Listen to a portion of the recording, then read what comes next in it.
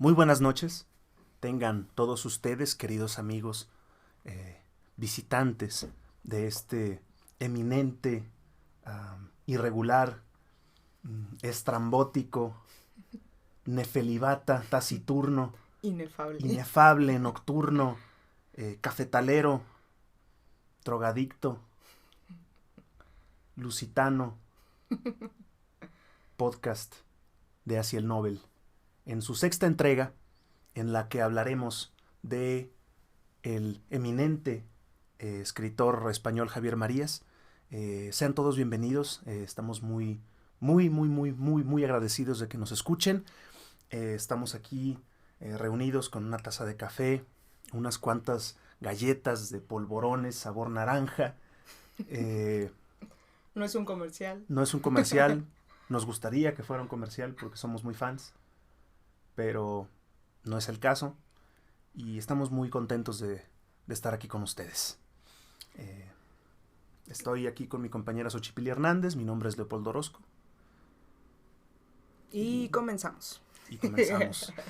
Bueno, primero que nada yo quisiera hacer algunos agradecimientos a algunos seguidores que ya tenemos. Así es. En el podcast. Bueno, supongo que son varios. Sí.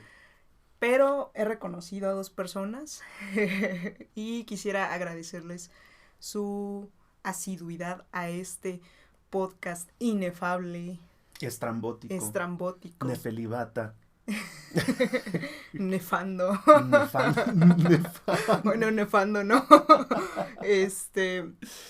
Agradecerle su constancia a este podcast y especialmente a estas 2 personas porque me han dicho que les ha gustado estas emisiones. Una de estas personas es Ricardo García Gómez, un compañero excelente de las letras, también inefable. Fumador, empedernido en París. Es un excelente escritor. Hemos tenido el gusto de compartir con él algunas lecturas. Y pues agradecerte, Ricardo, por esta asiduidad. Y también a Angélica Pérez. Oh, muy bien. Allá en San Luis Potosí, que nos ha estado escuchando.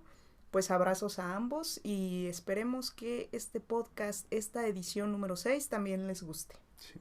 A mí me gustaría mandar un saludo muy especial a mis padres y a mi hermana. Hasta Baja California. Norte, no en Los Cabos, que es lo que siempre me dicen por aquí, que siempre escuchan nuestro contenido, escuchan nuestras tonterías. Gracias por no decepcionarse de mí después de escuchar mis puntadas.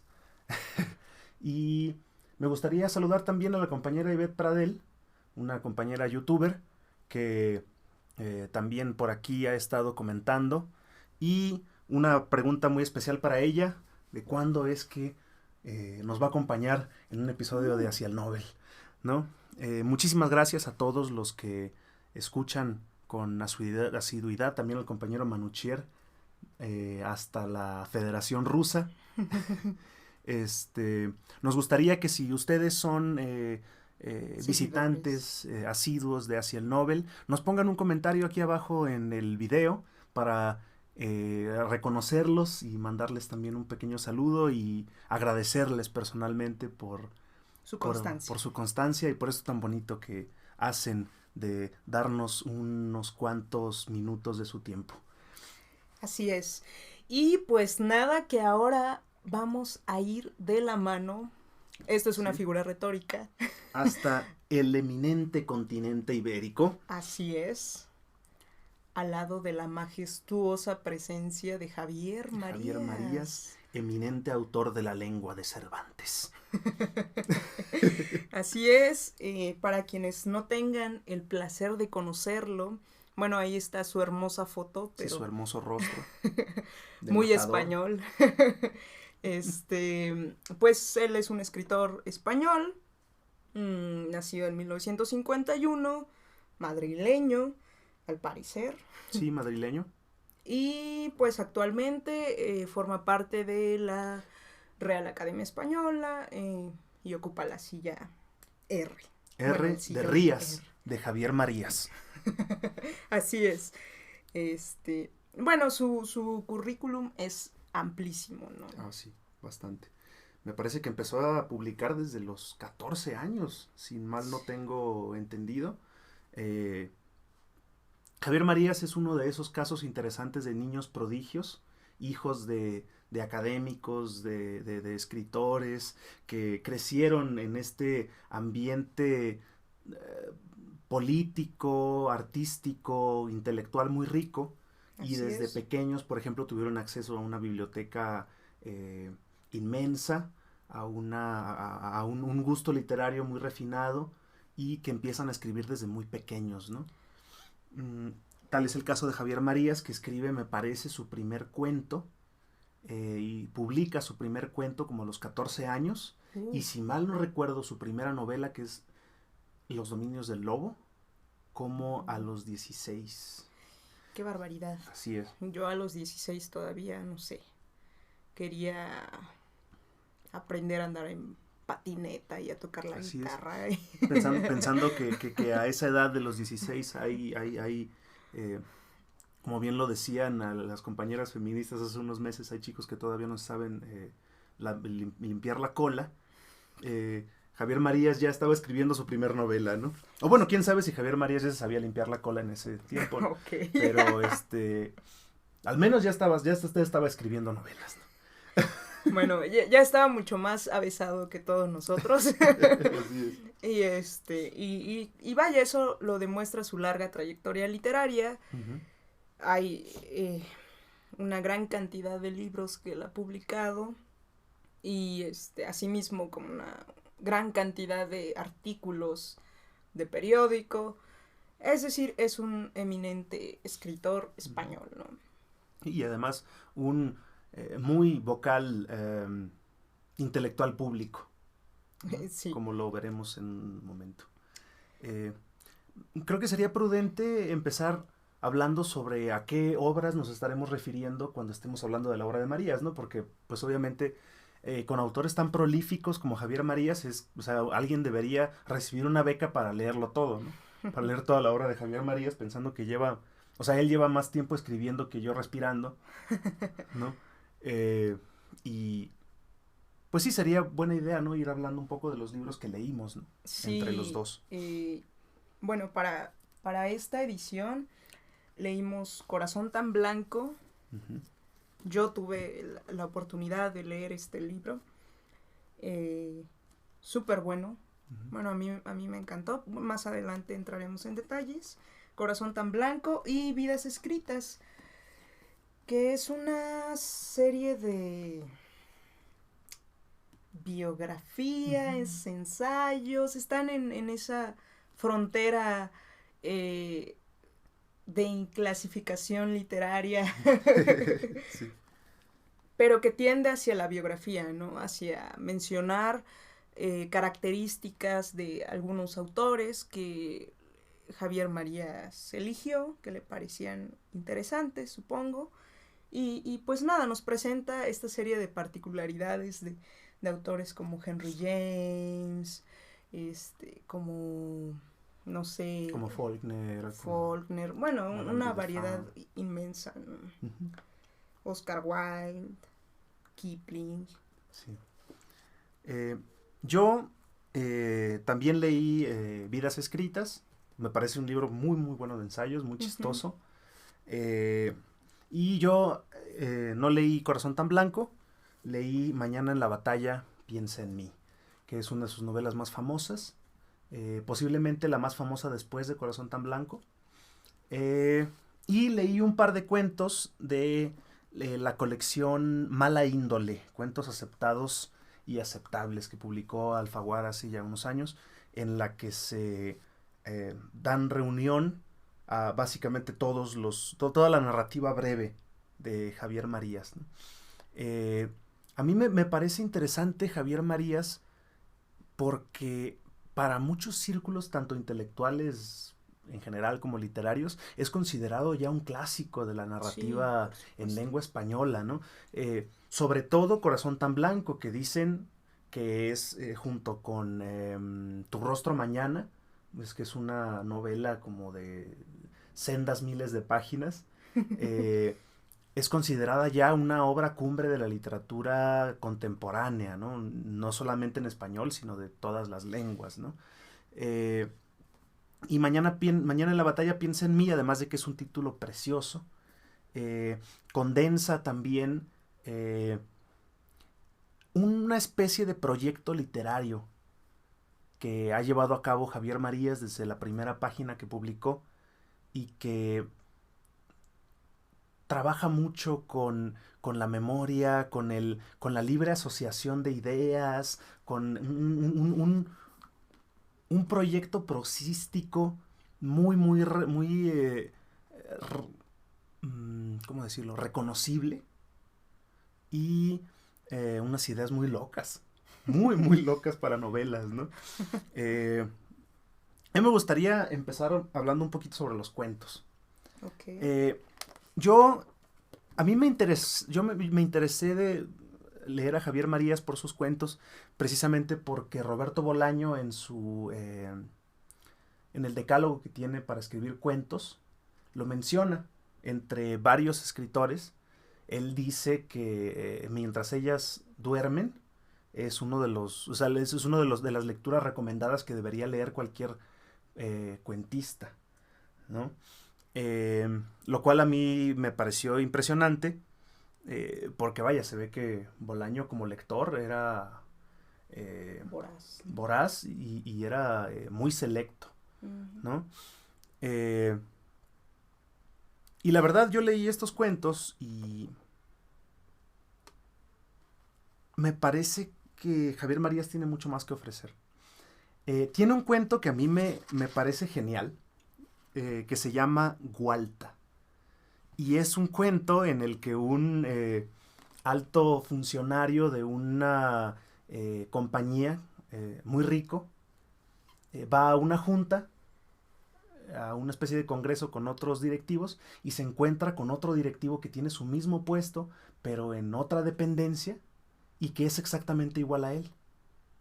O sea, es su mismo rostro, su misma voz, su mismo estilo de vestir. Incluso su esposa se parece a él.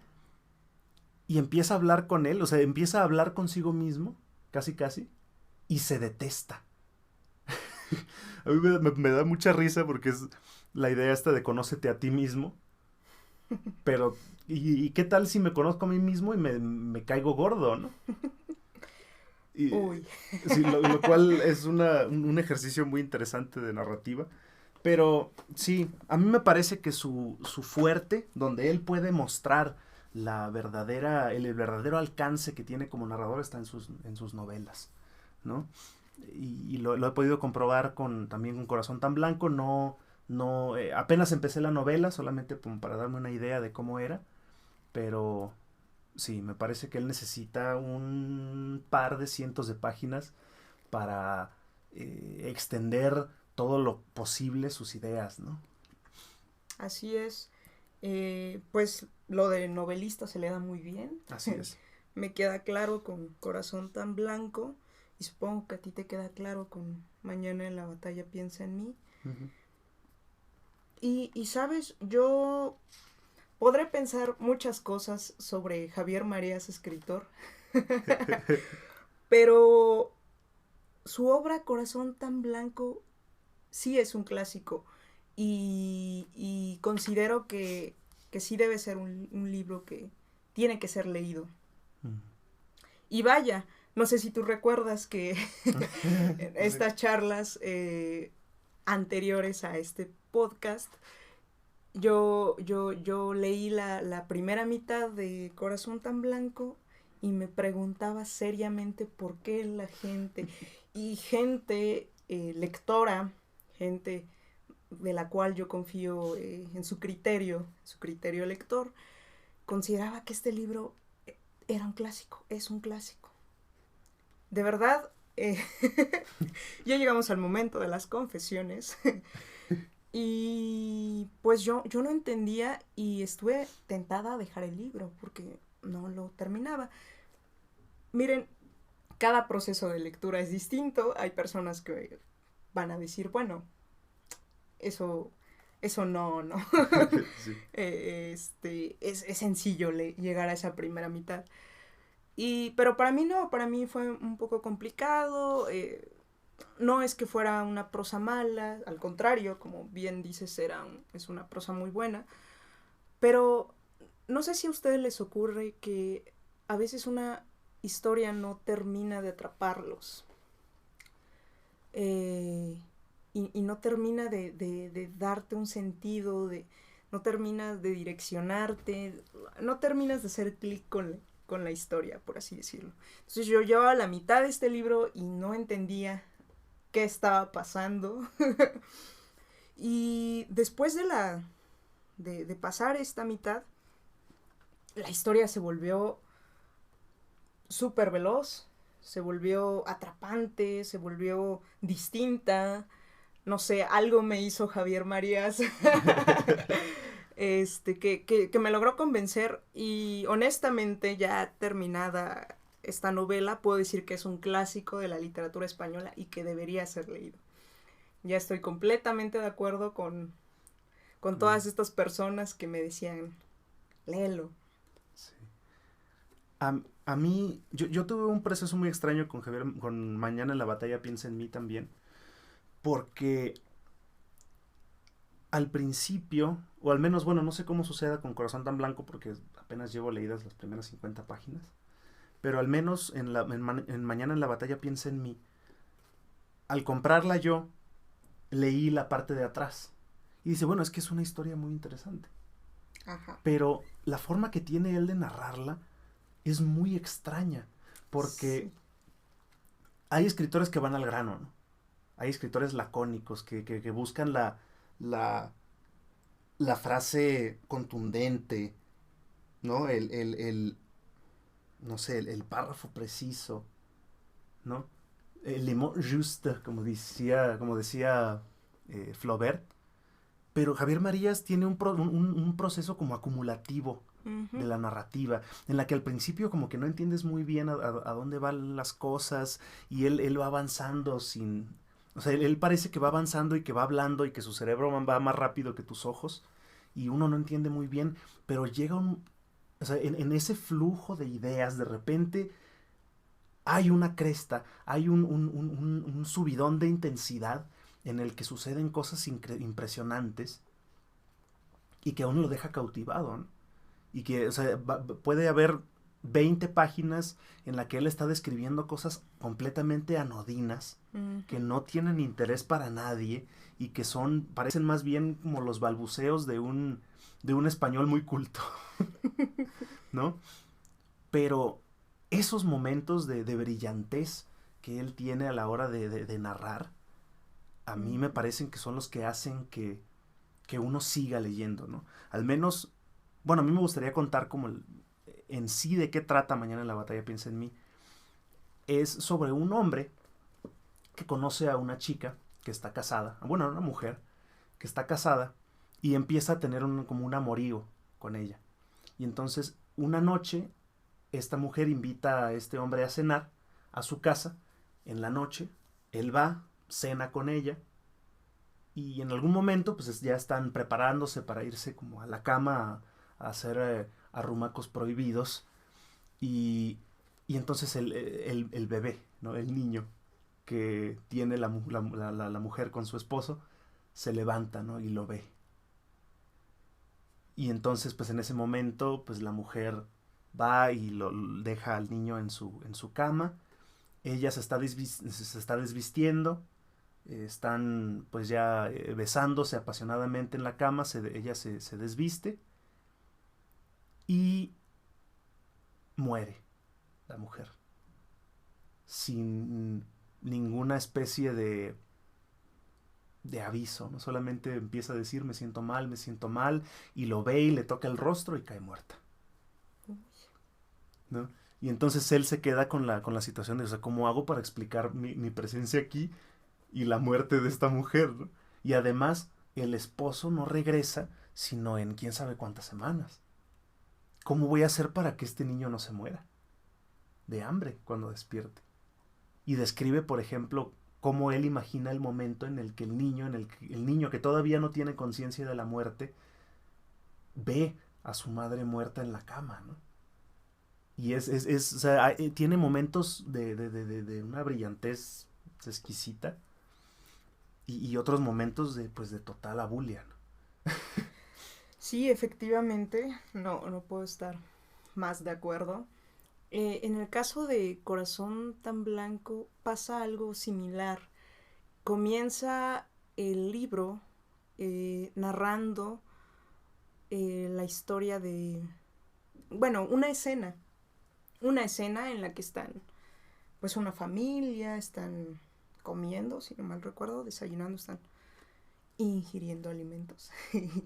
y y están pues en el comedor y nada más de repente la hija de familia se levanta, se va al baño, agarra una pistola y se dispara en el pecho.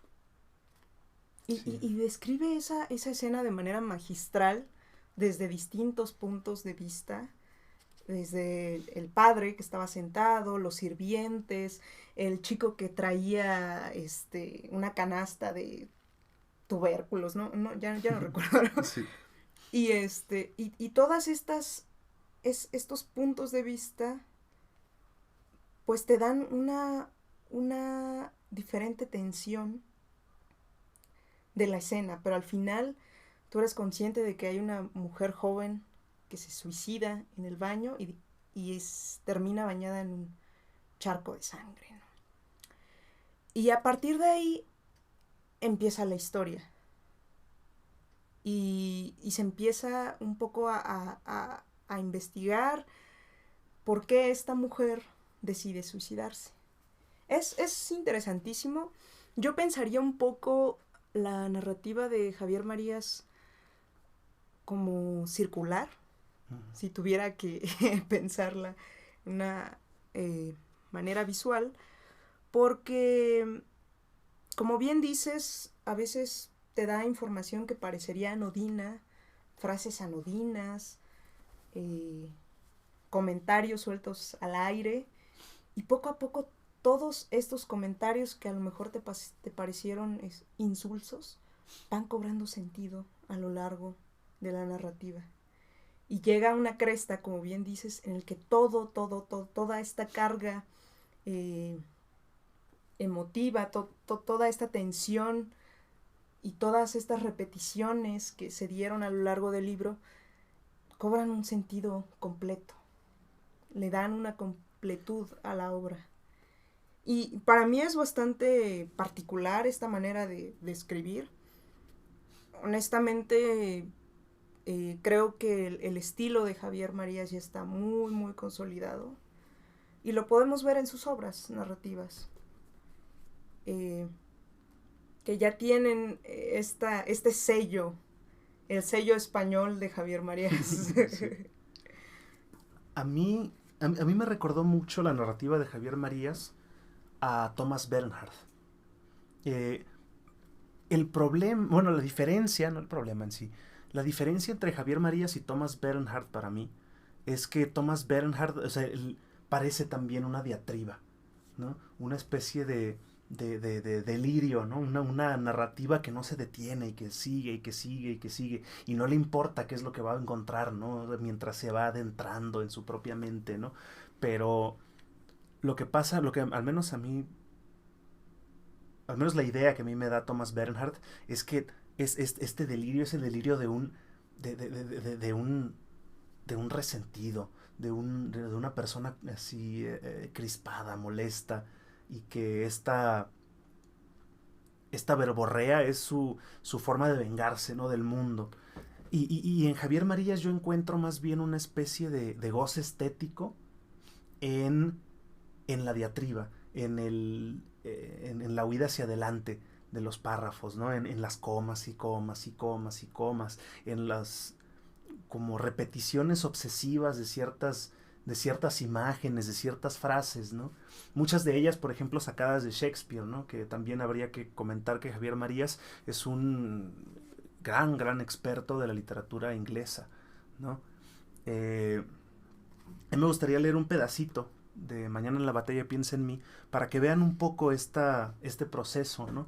Él está describiendo cómo se siente este hombre después de pasar tanto tiempo sin ver a esta mujer que muere en sus brazos, ¿no?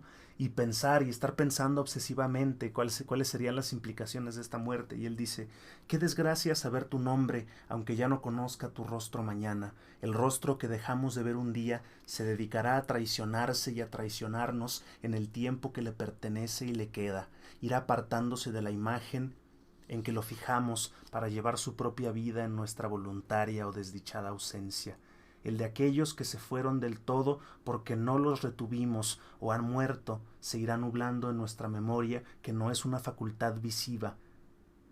Aunque a veces nos engañemos y creamos ver todavía lo que ya no tenemos delante y solo evocamos envuelto en brumas el ojo interior de la mente, se llama esa figura borrosa de nuestros espejismos o nuestra añoranza o de nuestra maldición a veces. Y entonces él pone un punto ahí, ¿no? Afortunadamente. Pero él sigue en esta reflexión, dando vueltas y vueltas y vueltas sobre la misma cosa, intentándolo ver de todas las formas posibles, y es impresionante los lugares a donde puede llegar. Así es. Entonces, pues recomendadísimo. Corazón tan blanco.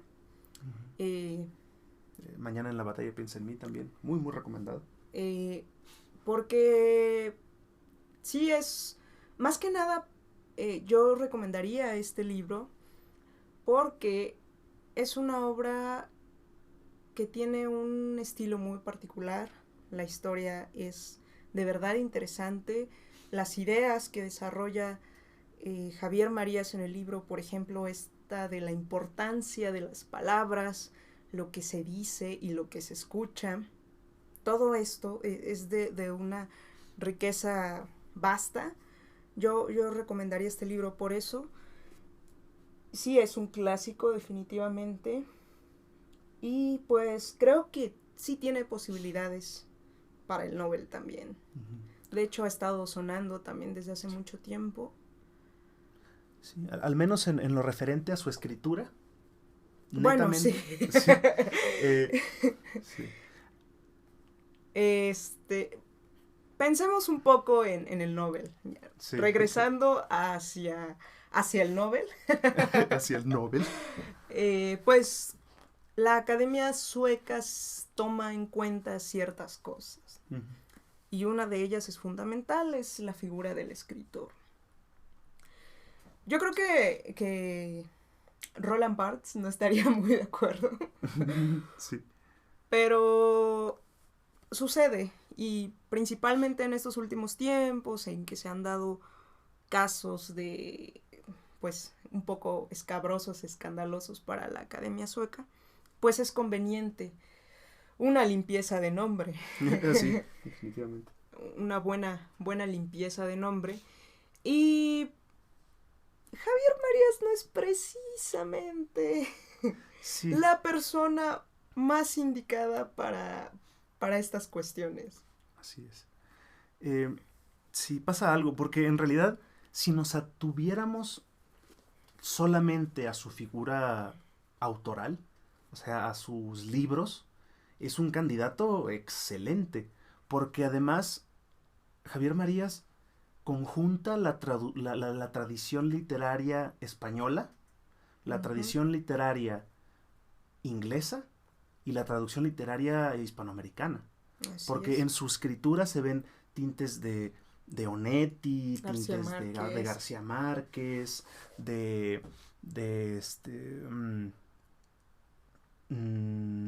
¿cómo se llama el que escribió? Bueno, uno español.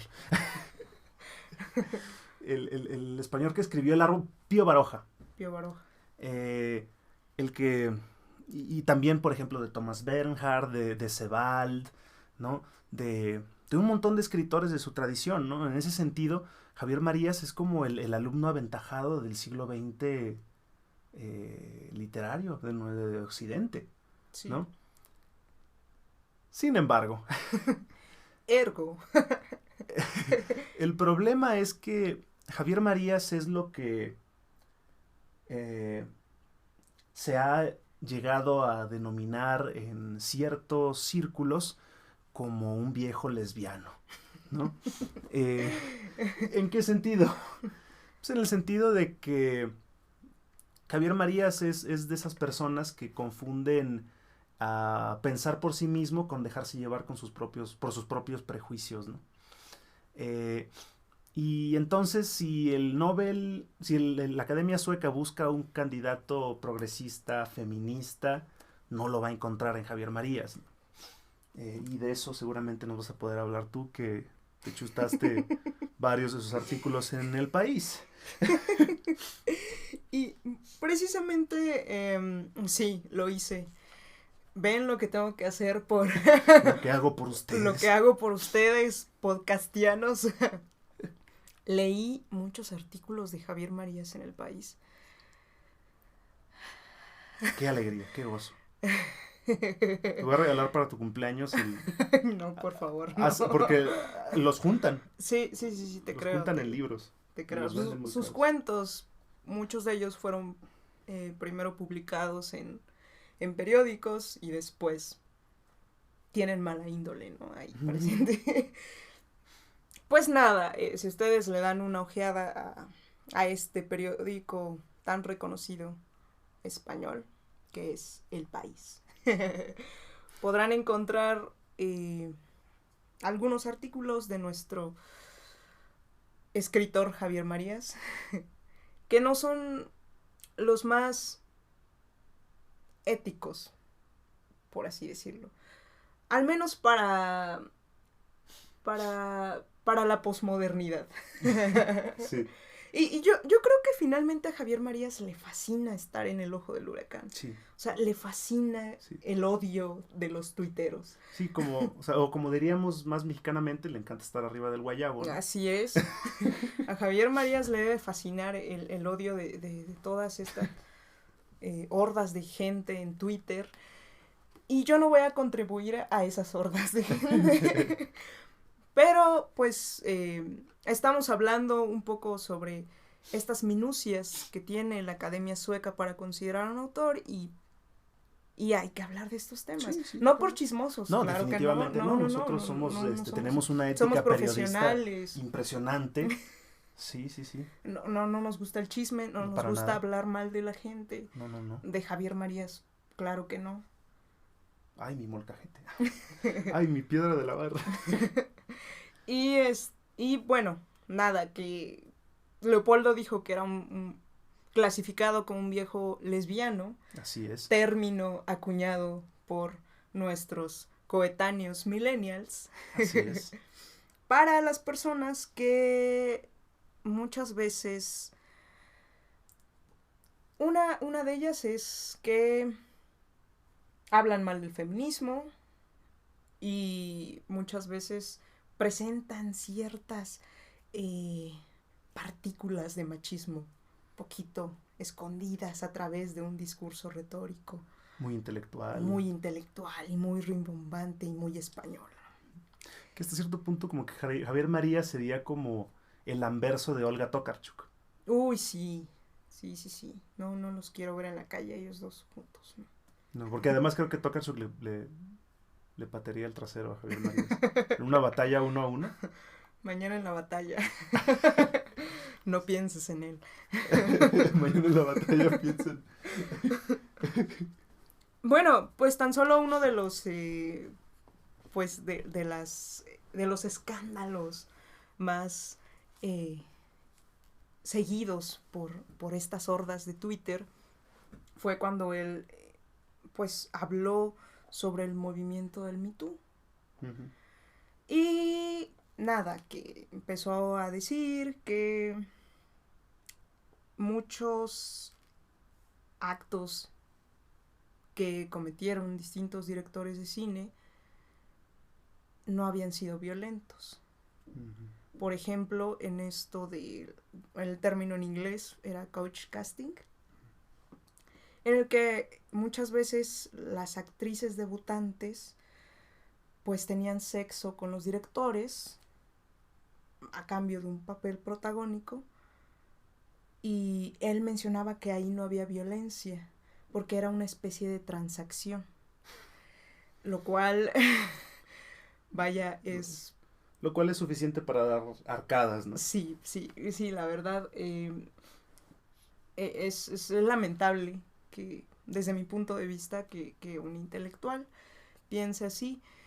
Y vaya, desarrolla una serie de ideas en sus artículos. Esta fue la más polémica, también tiene otras, por ejemplo, en las que habla sobre esta explosión editorial de literatura escrita por mujeres, y él menciona que muchas veces esta literatura no es completamente merecida para las mujeres, ¿no? Este éxito, más bien dicho, no es completamente merecido para las mujeres, que es más bien una especie de moda, y que no correspondía a una calidad literaria, lo cual también es bastante triste.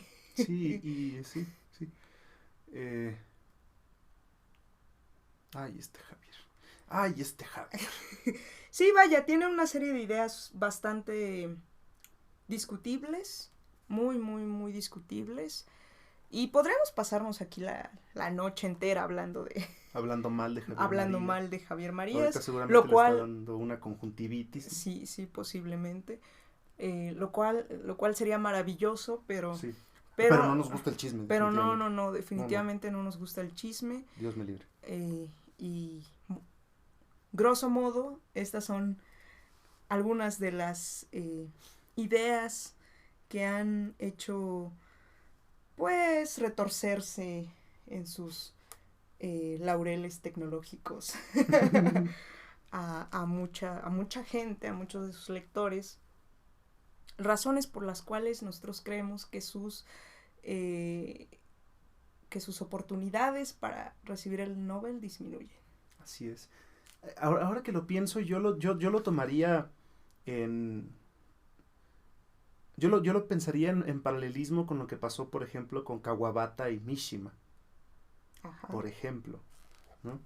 En este caso, Javier Marías sería Mishima. Y... pues Kawabata sería mi gallo de los españoles para ganar el Nobel al menos, Antonio Muñoz Molina. Uh-huh. Porque se podría pensar que para la literatura en general es más relevante Mishima que Kawabata, posiblemente. Habría algo que decir ahí, supongo. Y posiblemente Mishima pensaba eso. Pensaba que él era mucho más relevante y brillante. Porque precisamente como dice Javier Marías en el ensayo que le dedica a Mishima en Vidas Escritas, pues él tenía una visión bastante halagadora de sí mismo. Pero al final la Academia Sueca termina desencantándose por un escritor no tan fascista, ¿no? Y en este caso, por ejemplo, Antonio Muñoz Molina se ha declarado como un abierto feminista, y que además, aunque pasa con Muñoz Molina, que sus obras más importantes pues ya son glorias pasadas, como El jinete polaco, como Sefarad, como La noche de los tiempos, muy posiblemente la Academia Sueca se decantaría por un escritor cuyas ideas estén más acordes a los tiempos, ¿no? Así es, y pues es una lástima desde ese punto de vista, porque, reitero, Corazón tan blanco es una novela genial, la verdad. Yo no esperaba que me gustase tanto. Me gusta mucho esta novela. Siempre la voy a recomendar. Creo que todo lector que le interese la lengua española y la literatura española debe de leer esta obra. Es imperdible. Sin embargo, sí. Pero para fines novelísticos, con B. Novelista. No figura completamente Javier Marías por estas cuestiones. Sí. A mí me parece, sí, a cualquiera que le interese ver a un escritor contemporáneo haciendo brillar, Claro. puliendo, limpiando y dándole esplendor a la lengua española en los tiempos que corren, sí sería, o sea, es indispensable leer a un escritor como Javier Marías, porque es el que tiene posiblemente el proyecto narrativo más interesante de nuestra lengua. Sin embargo, para todos aquellos a los que les interese mantener su almuerzo en su estómago, no deberían acercarse a sus artículos. Sí, no lo hagan, por favor. No. Bueno, a menos que piensen como él, ¿no? Lo cual supongo Sí. que es razonable. Sí, también es posible. Sí. Y bueno, si les interesa ver sus artículos, busquen Javier Marías El País. Y ahí está, ¿no? Sí. Tiene muchísimos, tiene demasiados. No los leí todos, evidentemente. Sí. Leí muy poquitos. Y no me arrepiento de no haberlos leído todos. Sí. Y para nuestros compañeros millennials, como nosotros, que un día no tengan nada de qué indignarse y quieran encontrar algo que les haga hervir la sangre, busquen los artículos de Javier Marías sobre la literatura femenina. Sí. Que supongo que en eso él es autoridad. Sí, bueno, y les digo, les decimos más bien dicho, él es un autor bastante polémico. Así es. Y lo mencionamos aquí porque creemos que la calidad literaria que tiene es digna de un Nobel, pero vaya, no solo de Nobeles vive el hombre. Así es. Y vaya, a mí me parece que ya varias veces la Academia Sueca ha dado el premio a escritores, pues, ligeramente, y no a veces no tan ligeramente fascistas, como Knut Hamsun, por ejemplo. Uy. Por ejemplo, Knut Hamsun era un escritor extraordinario. O sea, cualquier persona que lea Hambre o La bendición de la tierra, le consta que Knut Hamsun es, brillante. Vaya, sí, es uno de los padres de la literatura occidental moderna. Y que fue, de alguna manera, una de las grandes influencias de Juan Rulfo. Así es. O sea, Juan Rulfo profesaba admiración a Knut Hamsun. Así es. Pero... Bueno, pues, la escritura de Knut sí, Hamsun. sí. Aclaración. Sí. O sea, Rulfo también, supongo que, o sea, siendo moreno, como todos nosotros, pues no podía caerle bien un tipo como Knut Hamsun, ¿no? Y no olvidemos que pues Knut Hamsun le regaló su medalla del premio Nobel a uno de los altos dirigentes del partido nazi, ¿no? Pero, y entonces no sería la primera vez que el premio Nobel le dé el galardón a un escritor pues que esté del lado menos favorecido éticamente de la historia, ¿no? Pero, vaya, Javier Marías, pues no me parece un tipo malo, más bien me parece un tipo polémico. Sí. De los que abundan. Pero al menos a mí, desde mi punto de vista, si llegaran a darle el Nobel a Javier Marías, yo me sentiría muy, muy contento. Porque, al menos desde el punto de vista estilístico, literario, es un tipo que escribe impecablemente. Yo no sé si me sentiría muy contenta, ¿sabes? Porque ya hasta tiene un reino. Ah, es verdad. Hasta tiene un reino. Eso es claramente muy español. No nos podía dejar atrás Javier Marías. O sea, ¿cómo es posible que su padre haya sido antifranquista y él sea un rey? Así es, sí. Es un rey. ¡Es un rey! Sí, que de hecho, bueno, ustedes pensarán que ya nos pegó el asbesto de nuestras paredes. Demasiado café. Pero no, literalmente Javier Marías es un monarca. si ustedes no lo sabían, es el rey, es el monarca del reino de Redonda. ¿Para qué quiere el Nobel? ¿Para qué quiere el Nobel si ya es un rey, ¿no? De hecho, va a llegar, o sea, eso ya no sería una premiación, sería una misión diplomática, ¿no? Para ir a ver al rey de Suecia. De rey a rey. De rey a rey, ¿no? O sea, cómo se saludarían, ¿no? Pero bueno, Javier Marías es monarca del reino de Redonda, y el reino de Redonda es una de las estafas, uno de los chistes literarios más elaborados de nuestro siglo.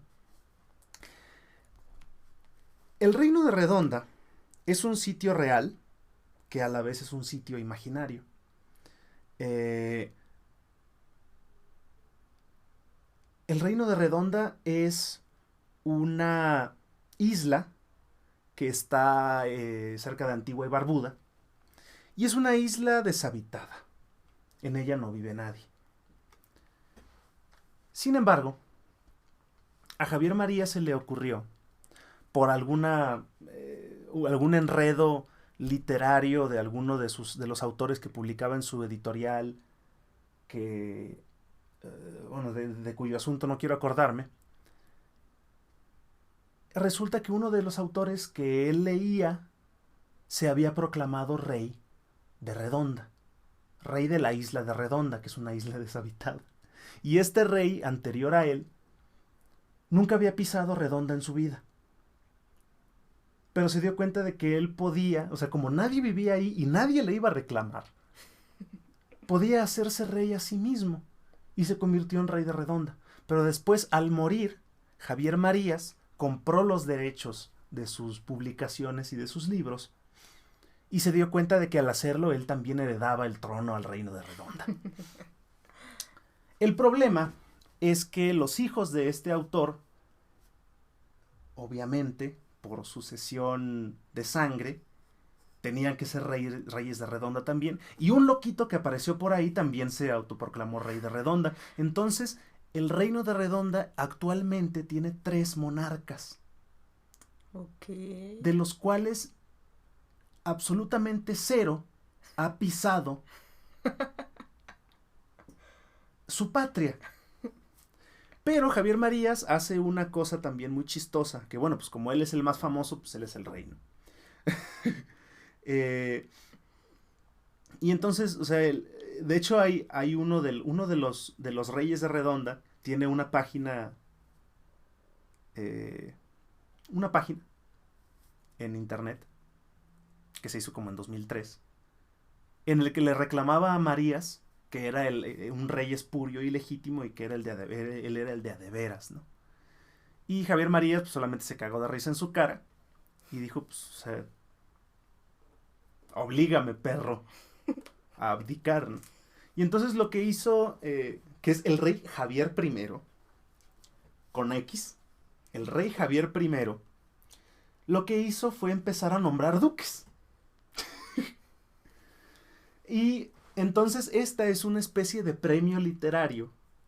O sea, ser duque del reino de Redonda es una especie de premio literario que se le da a autores eminentes de todo el mundo.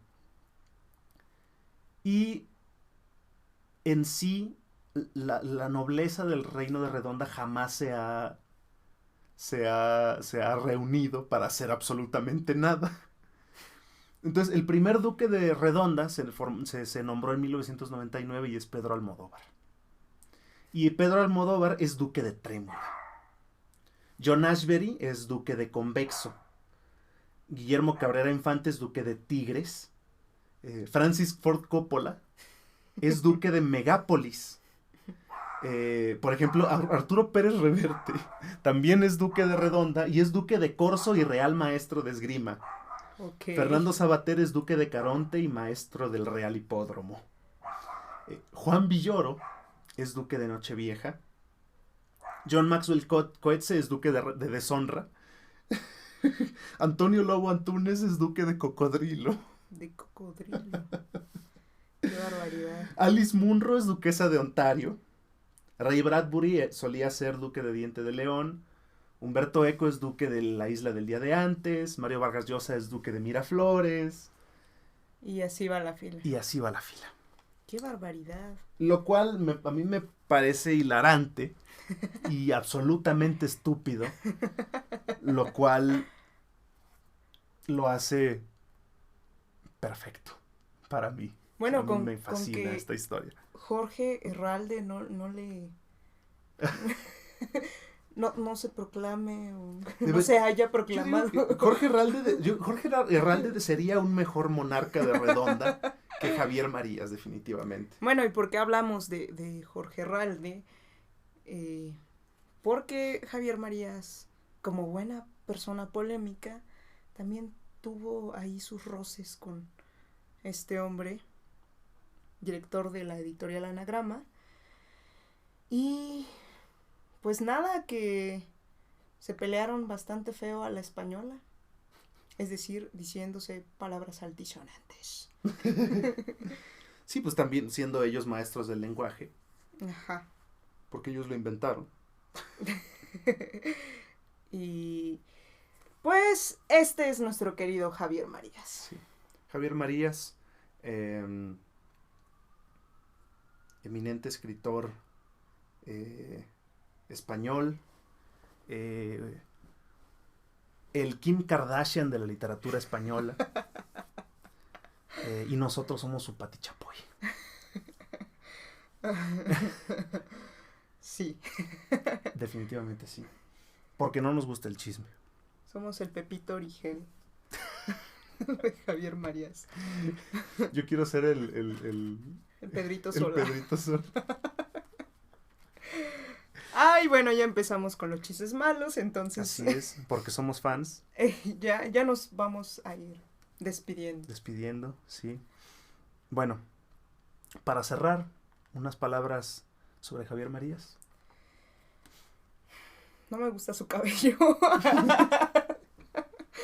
Definitivamente ya empezamos con los chistes malos. Fuera de su cabello, lean por favor Corazón tan Blanco. Es una obra maravillosa. Es de verdad muy buena. Tiene unos tonos detectivescos. Y en ese sentido es una delicia, ¿no? Pensar en todas estas vicisitudes que llevaron al personaje a suicidarse. Entonces, recomendadísima. Sí. De hecho, también Mañana la batalla piensa en mí es una novela detectivesca también, como detectives, pero él escribe como novelas de detectives, como si las novelas de detectives fueran un calcetín y los volteara por la mitad. Algo ¿sí? Así. Sí les queda claro. O sea, en el sentido de que son como novelas de detectives, pero desde adentro, como al revés. Ajá, ¿no? sí, o sea, sí, porque muchas veces son contadas desde el punto de vista del agresor, ¿no? Al menos en Mañana la batalla piensa en mí, es una novela detectivesca contada por uno de los personajes que estaban por ahí viendo las cosas y que los detectives confunden por el asesino, ¿no? En sí, sí, a mí tampoco me gusta el cabello de Javier Marías. Posiblemente se nombró rey para poder usar una corona y cubrir esas prominentes entradas. Pero sí, definitivamente su novelística es de alto nivel. Es una de alto nivel. Y sí, o sea, después del queso de bola, es una de nuestras grandes exportaciones, una de las grandes exportaciones del mundo hispánico al mundo. Y sí, definitivamente se va a convertir en un clásico de la literatura en nuestra lengua. Vale mucho la pena leerlo. No sus artículos solamente del país. Que cuidado con cualquier otra cosa que no sean sus novelas. Bueno, sus ensayos también están chidos. Pero, bueno, tiene mucho humor. Así es. Y nos gustaría saber qué están leyendo ustedes. Sí. Si pueden y quieren, en los comentarios, escríbanos qué obra están leyendo ahora. Están degustando. Degustando en estos momentos. De nuevo, está la invitación a que nos compartan sus gallos para esta entrega del Nobel que se acerca cada vez más. Sí. rápidamente. En una de esas los invitamos a que hablen con nosotros sobre su escritor favorito, sobre su gallo, ¿no? Nosotros estaríamos encantados. Así es. Y bueno, podríamos ir cerrando. Dinos, compañera Xochipilli Hernández, ¿qué estás leyendo? ¿Qué has leído últimamente? Yo que estoy leyendo. Estoy leyendo El Japón de Murakami. Es un spoiler librito. Alert. Sí, spoiler alert, porque Murakami. Boom, boom, boom. Alerta. Alerta, sí. Guau, guau. Sí, Japón, ¿no? Pues yo creo que ustedes lo esperan. Nosotros también lo estamos esperando. Porque sí vamos a hablar de Murakami. Oh, sí. Oh, sí. Y estoy leyendo a una maravillosa escritora italiana, Elena Ferrante. Uf. Que también vamos a hablar de ella en las próximas emisiones de su podcast favorito. Y bueno, me la estoy pasando bomba. Sí. La verdad, yo también hace poquito terminé una de las novelas de Elena Ferrante, su primera novela. Wow. El amor molesto, que es una novela extraordinaria. Para todas las compañeras que nos estén escuchando, que estén a la búsqueda de autoras con una perspectiva feminista de la literatura, con un con una expresión cruda de lo que es ser mujer sí. en otros lugares del mundo. Me parece que El amor molesto de Elena Ferrante es una novela imperdible. Oh, sí, y lo que estoy leyendo yo de Elena Ferrante es pues esta serie, ¿no? Las dos amigas, el primer libro de esta serie, y precisamente explora este mundo femenino, estos problemas que se enfrentan las mujeres de una manera magistral. La verdad, yo estoy encantada con esta autora. Pero bueno, de eso ya hablaremos más adelante. Ya hablaremos más adelante. Y bueno, yo quiero hacer una recomendación última.